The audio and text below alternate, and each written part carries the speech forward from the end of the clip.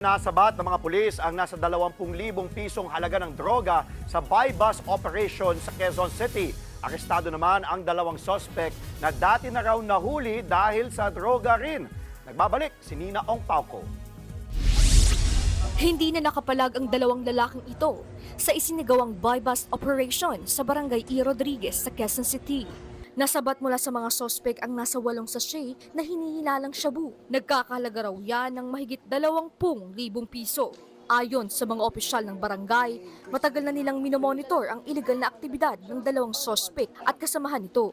Nahuli na raw ang mga sospek sa kaparehong reklamo. Gumamit sila ng plea bargaining sa korte para pansamantalang makalaya. Pero ngayon, dahil inulit nila, ako mismo, susulat na ako sa korte.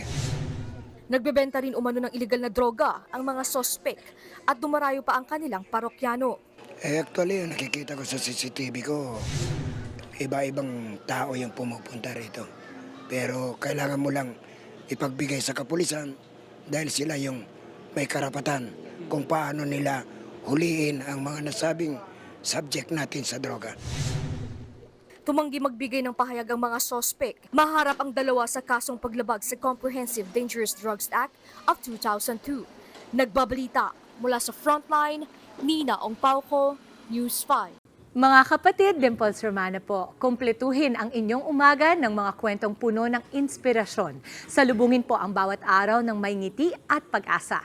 Kaya't mag-subscribe na po at mag-follow na sa aming social media pages ng News 5.